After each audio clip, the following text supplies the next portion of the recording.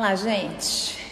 É Photoshop. É Photoshop. Photoshop, Photoshop, Photoshop. Fala, seus mal diagramados! A semana que passou ficou marcada por dois eventos tão distintos quanto os parlamentares Duda Salabert e Nicolas Ferreira. Enquanto durante o feriado de Corpus Christi ocorreram edições da Marcha para Jesus em várias cidades do país, aconteceu também a parada LGBTQIA+, no último domingo, em São Paulo. Enquanto a parada está cada vez mais despolitizada e repleta de gays eleitoras do Partido Novo, o evento religioso, a cada ano que passa, se parece ainda mais com uma reunião do Partido Nacionalista White Pardo. Como não é otário, Lula recusou o convite para comparecer ao local, mas mandou Benedita da Silva como representante, que obviamente foi vaiada pelo público. Se já não bastasse essa clara demonstração de incivilidade, o evento ainda ficou marcado por uma fala do pastor Estevão Hernandes da Igreja Renascer, que perguntou se os varões e varoas ali presentes preferiam que o Brasil fosse um país evangélico ou macumbeiro. Particularmente, eu prefiro um país laico e principalmente um país que não tenha pastor picareta que é preso com dólares não declarados escondidos na Bíblia, que já teve um uso mais nobre na história, como ceder suas folhas para enrolar um fininho. Lamento pela Benedita, mas assim como outros representantes públicos dos igrejeiros progressistas, ela é mais parte do problema do que de uma solução que nunca virá. O projeto de evangelização no Brasil sempre teve o objetivo de apagamento cultural, racial e religioso do nosso país, combinado com fascismo, autoajuda e extermínio da esquerda. Se vocês não notaram que foram vítimas e nunca deixarão de ser inimigos de gente como Estevão Hernandes, talvez seja tarde demais para perceber. Mas a vida é de vocês. Estrague-as como quiserem, inclusive dando dízimo para pastor que vai se eleger para votar apenas em pautas contrárias ao que vocês defendem. Nesta semana tivemos também destaque para a CPI do MST, que teve embates acalorados entre Samia Bonfim e Ricardo Salles, Éder Mauro e Gleisi Hoffmann, além da deputada Caroline de Toni sendo chamada de burra de uma maneira academicamente elegante. E teremos ainda Deltan vira o rei do Pix ungido no Instagram, MBL cria novo pânico moral para tentar recuperar relevância, Paulo Guedes e Primo Rico erram todas as previsões econômicas sobre o governo Lula e Donald Trump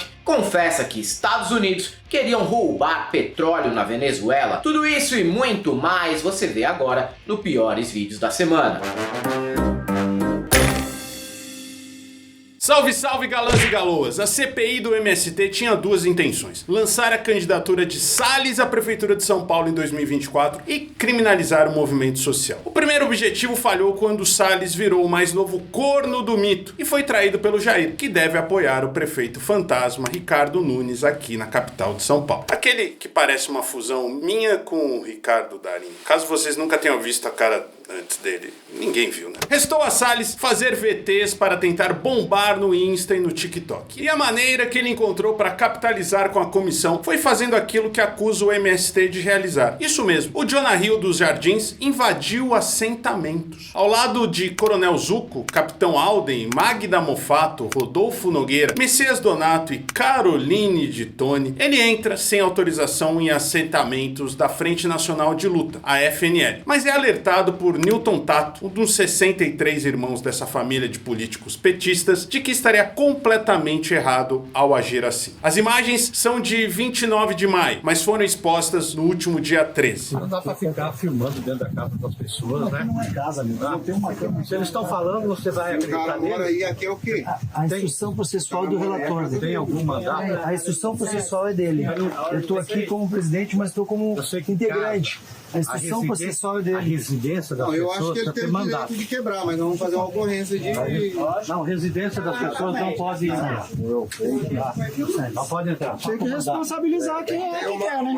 Ao notar a tentativa patética de ganhar palco no Pontal do Paranapanema, Samia Bonfim relembra que Salles está desesperado porque pensou que usaria a comissão para estruturar uma candidatura. Mas a vida deu voltas. E hoje ele é rejeitado até pelo Valdemar da Costa Neto. Todo mundo sabe que o principal objetivo do nosso relator com essa CPI era tentar catapultar a sua própria pré-candidatura à Prefeitura de São Paulo. Bem, pelo visto não deu muito certo, né? Ele não conseguiu convencer nem o próprio partido de que isso seria viável, que dirá a sociedade paulistana. Mas uma segunda consequência que nos causou bastante surpresa foi a soltura do Zé Rainha. Vejam só vocês, eles foram até o Pontal do Paranapanema, acreditando que iam encontrar uma série de problemas, de crimes, e veja só a resposta que a justiça brasileira deu. A soltura do Zé Rainha e dos outros 2 membros do movimento que estão sendo acusados por essas pessoas que vocês querem trazer aqui para a CPI. Realmente, uma CPI a gente sabe como começa, mas não sabe como termina, né? É bom que a gente siga os trabalhos da forma como vem acontecendo até agora, que, por enquanto, tem tido bastante efeito. Obrigada. CPIs podem até acabar em pizza. Não é mentira, mas outra máxima continua valendo para comissões. A gente sabe como elas começam, mas não como termina. E essa vai terminar reforçando o óbvio. Salles não passa de um lacrador de direita com um sorrisinho cínico e uma armação de óculos que só não é a mais ridícula do Congresso, porque o Cajuru não admite perder esse posto. Caroline de Toni, do PL de Santa Catarina, é outra parlamentar que acreditava que a CPI seria uma enorme vitrine para galgar espaço no executivo no futuro, mas até o momento tropeça na própria incapacidade. Ela estava com Salles na invasão aos assentamentos e protagonizou uma cena que prova o total desconhecimento da direita sobre Constituição, legislação e movimentos sociais. Ao entrar sem autorização no local, os assentados alertam que isso seria tão grave quanto se eles entrassem no apartamento da parlamentar. Ao ouvir isso, ela logo imaginou que poderia dar uma lacrada e se consagrar, dizendo que eles estariam sendo hipócritas, já que permaneciam em uma área invadida também. Mas em seguida é avisada que a justiça já concedeu a posse da terra para eles. Eu chegar na sua casa, eu posso entrar pra dentro? Eu não posso. Você chegou lá de litoral cadeado. Você pra fazer isso, você só me desculpa. Você pra fazer isso, você tem que ter um mandato. Se chegar com mandato, a gente não vai lá e... Vocês entraram com mandato? Vocês entraram com mandato aqui? Baseado no que você está dizendo. O que eu estou dizendo está na lei. Sim, mas a lei já deu 2 reintegrações de posse favorável a nós. Você? E aí? No fim das contas, o óculos de Turn Down for What cai nesse querido do MST e não na de Toni. Ela que, aliás, se deu mal novamente durante uma sessão da CPI nesta semana. José Geraldo de Souza Júnior, professor de Sociologia do Direito da UNB, usou da categoria acadêmica para chamar de Toni de burra e alucinada. Mas apesar da dificuldade cognitiva, a musa de Paulo Cogos até que entendeu a indireta e reclamou da abordagem do professor, apesar da expressão facial robotizada por excesso de botox não nos permitir saber se a moça está indignada ou não. Tudo bem que isso só deve ter ocorrido depois que Gustavo Gayer avisou a amiga que aquele falatório com um vocabulário inovador para bolsominions não era elogioso. Acredito nisso porque o Gayer faz um esforço absurdo para não rir da parceira de partido. Reparem. Otávio Paz, do Labirinto da Solidão, diz que os indígenas, quando Colombo chegou, não viram as caravelas. Não viram. Elas estavam ali fundeadas, mas não havia cognição para poder representar cerebralmente uma imagem que era absolutamente incompatível com o quadro mental de uma cultura que não tinha elementos para visualizar. Por isso que os gregos diziam que teoria significa aquele que vê. O teorens é o que vê, é o que enxerga. A gente só vê o que tem cognição para ver. Eu não tenho como discutir com a deputada, porque a sua visão de mundo, a sua percepção como cosmovisão, só lhe permite enxergar o que a senhora já tem escrito na sua cognição. Então, a senhora vai ver, não é o que existe, mas é o que a senhora recorta da realidade.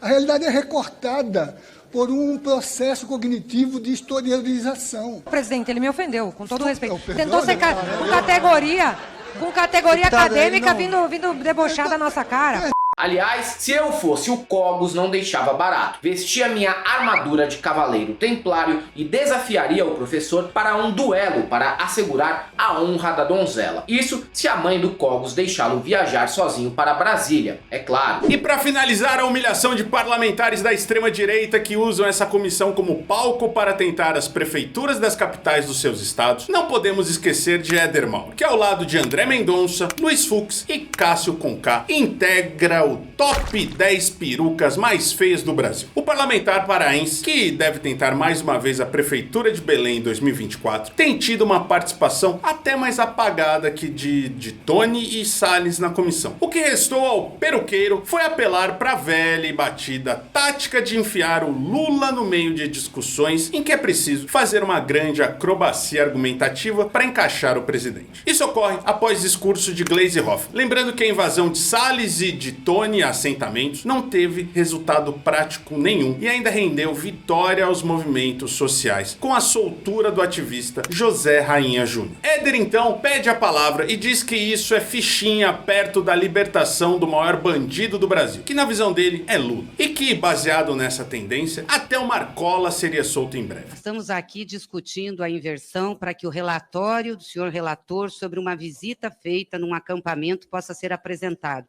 Onde está o relatório? Quem teve acesso a esse relatório? Nós vamos conhecer verbalmente o relatório que o relator vai apresentar. Portanto, é deixar aqui registrado. Já é uma prévia do relatório final.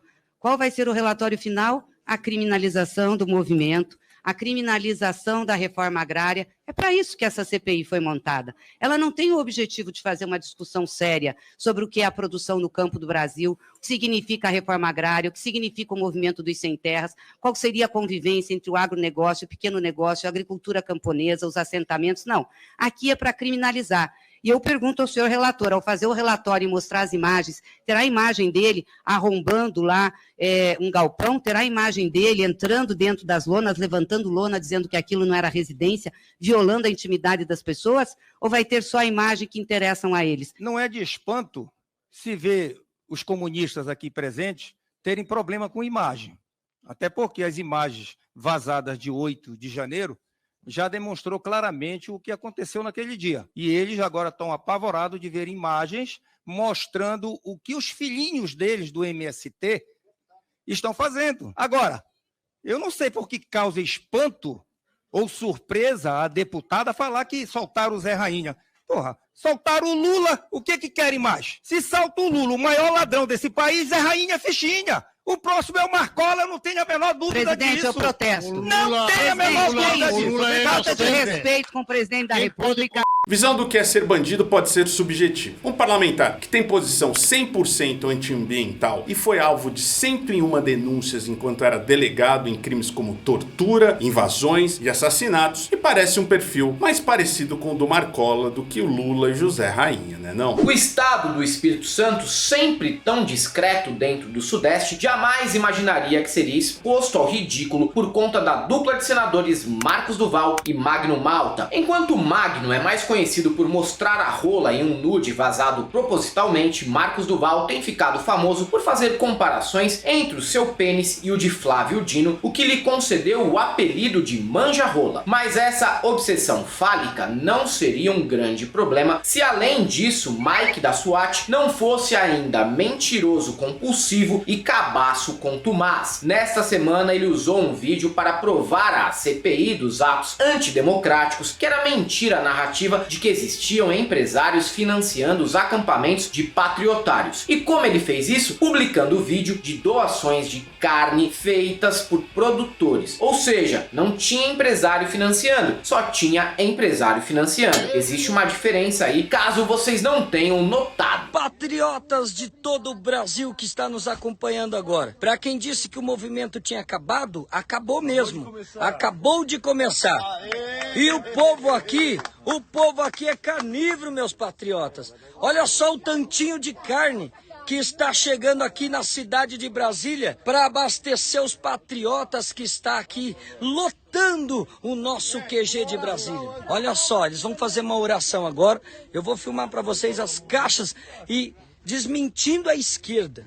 Burrice à parte, a revelação desse vídeo me deu uma nostalgia da época em que foram geradas as imagens mais absurdas da história desse país. E essa é mais uma que vai direto para o museu, que tem um acervo composto por gente rezando para pneu e tentando contato com alienígenas com a lanterna do celular. E agora temos a imagem de uma roda de oração em volta de sacos de capa de filé próximos do vencimento. O fascismo criando momentos involuntários de arte vanguardista é top demais. Indiscutivelmente, Chico Buarque tinha razão. Deus é um cara gozador, adora brincadeira. E não é só isso, ele tem os seus favoritos. Isso é bastante óbvio. Ou você aí, cheio de dívidas, problemas conjugais, dificuldade de aprendizado, ejaculação precoce. Tá falando de Voce? Não, Matias, não tá falando de mim não. Mas Voce se descreveu. Não, são uns exemplos aqui no vídeo. Você acredita que Deus gosta mais de você ou do Deltan Dallagnol, se você sendo um fudido como esse? Nessa semana descobrimos a resposta. Ele prefere, sem sombra de dúvidas, o ex-procurador da Lava Jato e deputado federal deseleito. Após ter o mandato cassado por unanimidade, Tantan passou por uns perrengues, como atrair um total de 0 pessoas para seguir o trenzinho Carreta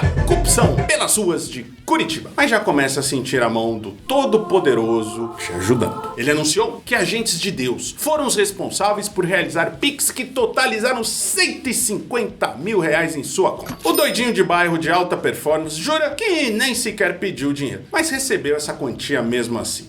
Talvez porque Deus mandou a chave Pix do Deltan no sonho de milhares de lavajateiros ungidos desse país. E agora eu vejo mais um presente de Deus e de vocês acontecendo. E eu quero mostrar para vocês. Olhem isso aqui, ó. Olhem isso aqui. Olhem a quantidade de Pix que começaram a entrar na minha conta desde a última sexta-feira. Centenas e centenas de pessoas começaram a fazer Pix para minha conta, mais uma vez, expressando solidariedade, protegendo a minha família do mal que querem nos causar e mostrando que eu não estou sozinho, que vocês estão comigo nessa luta por justiça no nosso país. É ou não o xodó de Jesus esse rapaz, hein? Um fenômeno metafísico nunca visto antes. Como deixou a presidência há mais tempo, Donald Trump antecipa como será o futuro de Bolsonaro, que consistirá em presenças mensais aos tribunais para tentar se defender de centenas de processos e acusações. Nos últimos dias, o republicano maquiado com pó de Doritos foi acusado formalmente de 31 violações da lei de espionagem, ocultação de documentos de investigação federal e conspiração para obstruir a justiça. Crimes que, convenhamos, Bolsonaro fazia diariamente, mas que os patriotários não enxergam gravidade, porque para eles o único crime passível de linchamento público é o roubo de celular. Só que engana-se quem pensa que Trump baixou a bola e deixou a empáfia de lado com a inevitável prisão que se avizinha. Em declaração sobre o que pretendia fazer com a Venezuela enquanto era presidente, ele foi taxativo. A intenção era invadir e roubar o petróleo. Simples assim, sem meias palavras. Só não rolou, entre outros motivos, porque pescadores deram uma surra tão bem dada em mercenários que tentaram invadir o país que os ex-milicos metidos a Jason Statham chegaram a se mijar nas calças no meio da rua. Buying oil from Venezuela. When I left, Venezuela was ready to collapse. We would have taken it over. We would have gotten all that oil. It would have been right next door.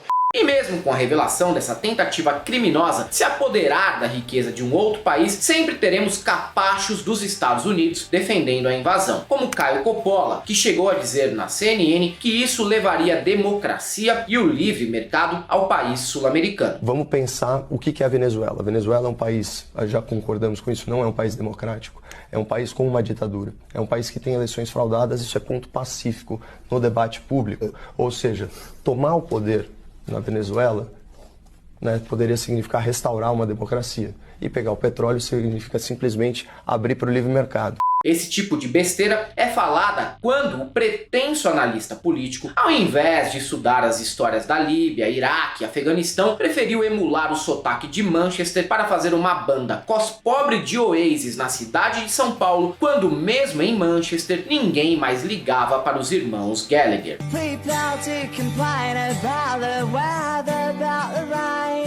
Todo o mandato do Lula é a mesma coisa. Quando índices começam a reverter a tendência negativa do governo anterior, analistas econômicos começam a apelar para o esoterismo e dizem que Lula tem apenas sorte e nenhuma competência nas conquistas. É como se ele fosse o personagem da música Sujeito de Sorte do Belchior. E se fosse mesmo apenas isso, a minha recomendação seria empalhar o Barba depois da morte e colocá-lo como um amuleto no Palácio do Planalto. Estilo aqueles elefantinhos com a bunda virada pra porta, sabe? Porque até agora, dólar e inflação caíram, PIB e grau de investimento subiram. É sorte ou será fruto das viagens que o Lula fez até o fim do mundo, mesmo com um quadril mais sambado do que o de jogador de basquete aposentado? Aliás, se a análise econômica equivocado desse multa, ia ter palpiteiro de TV morando embaixo da ponte, depois de errar todas desde janeiro. Vale lembrar que o próprio Paulo Guedes fez previsão de que em 6 meses o Brasil viraria a Argentina. Em 1 ano e meio, viraria a Venezuela. Resultado, tá tendo que ver o país virar pelo menos o Brasil que era antes do golpe e antes de Doméstica ter que trocar a Disney por Cachoeiro do Itapemirim. Tá prestes a ser uma festa danada de novo. Mas você acha que se a gente continuar do jeito que a gente tá, por exemplo, a gente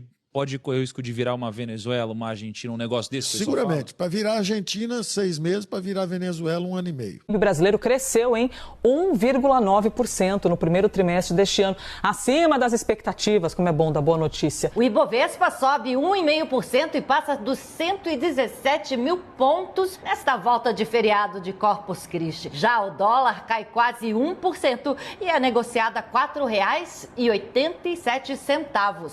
Nada é mais triste que aqueles que não sabem a hora certa de parar. Na música eu costumo ficar deveras constrangido quando um cantor cujo estilo não faz mais nenhum sentido para o mundo atual ainda continua rodando pelos podcasts e reclamando da falta de espaço e reconhecimento. Amigo, custa aceitar que ninguém mais quer escutar suas músicas e também entender que pelo menos por 2 anos teve gente disposta a sair de casa na chuva para ouvir suas composições questionáveis. Faz um concurso público, volta pra universidade, sei lá, é mais digno do que andar por aí de boné de abarreta e Mad Hats chorando porque fracassou. A política também tem dessas. O que mais se assemelha a uma banda de rock falida é o MBL. Após perder todo o apelo que tinham quando Mamãe Falei realizou o turismo sexual de guerra e até Sérgio Moro reconheceu que o movimento era formado por tontos, eles estão doidos para recuperar o espaço perdido. Assim como na época em que surgiram, eles agora apelam para o pânico moral. Se em 2014 o alvo foi uma peça do Santander, agora é uma batalha quixotesca contra crianças trans. Quem lidera a história é o deputado estadual Guto Zacarias, espécie de Fernando Holiday da Série B. Em sessão na Alesp, o parlamentar tentou lacrar dizendo que criança trans é igual gato vegano, porque todo mundo sabe que quem faz essa decisão é sempre o pai. E eu que participei de uma gravação na Parada Gay, na Avenida Paulista, nesse domingo, como faço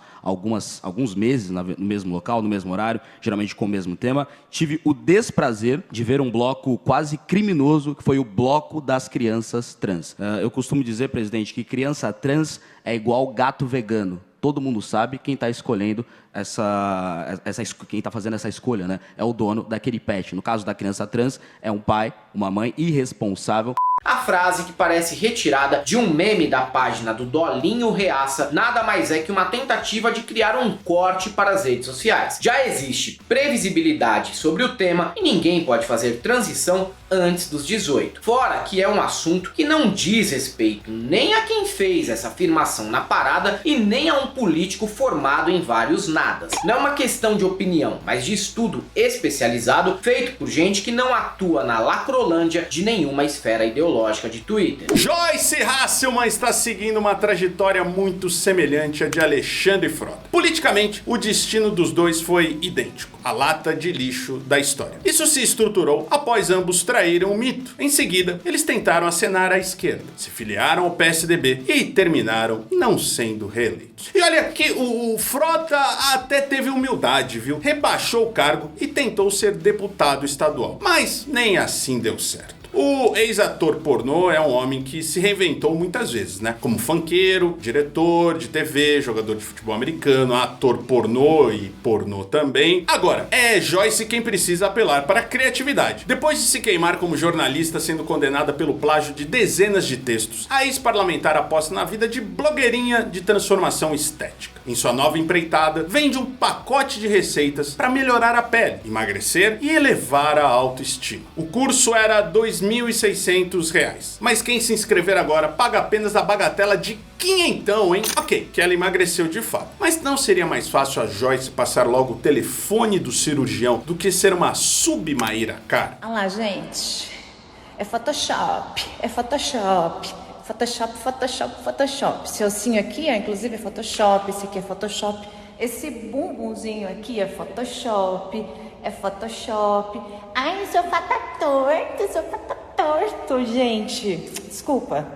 Não é Photoshop. Mais indigno que isso, só o Arthur Duval, que agora que está desempregado, né, aposta na venda de cursos sobre inteligência artificial com foco em negócios. Nada contra. Se tem otário que compra, deve vender mesmo. Só que a especialidade dele não é essa, né? É turismo no leste europeu, que a gente sabe. Um assunto que é consenso da direita à esquerda. Diogo Nogueira e Paola Oliveira formam hoje o casal mais gostoso do país. Não é questão de manjar rola e nem de misoginia, mas só discorda disso quem sofre de astigmatismo não diagnosticado. Fora que também não é crime manjar nem rola e nem raba. Porém, mesmo que tanto Diogo ou Paola estejam de acordo sobre nossa admiração a respeito deles, teve um detalhe que poderia ter feito esse casal deixar de existir: a polarização. De acordo com a atriz, no começo do relacionamento, eles conversavam pouco por medo de descobrir que uma das partes pudesse ser bolsonarista. Era um tempo de uma política muito acirrada e o medo que a gente tava. Depois ele me contou que era o mesmo medo dele. Da gente falar alguma coisa e alguém soltar um... Tipo, eu sou bolsonarista. De ser um partido político ou alguma ideologia diferente.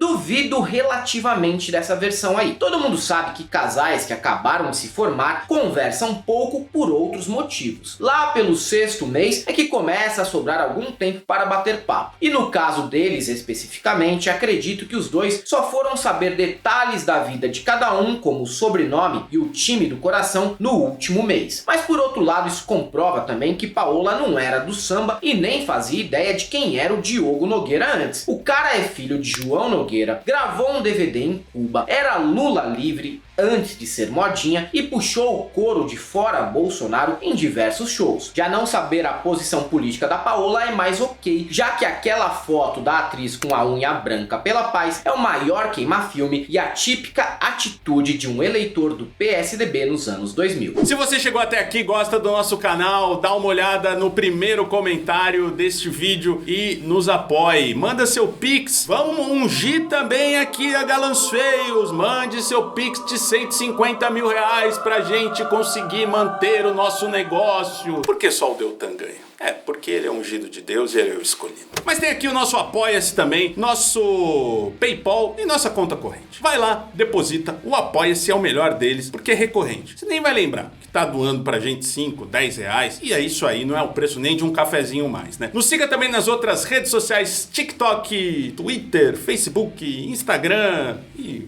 OnlyFans. E se você é um desses que ainda acredita na carreata corrupção, não, ninguém acredita, não foi ninguém, né? Então você não tá aí, mas mesmo assim eu vou te falar, não passarão.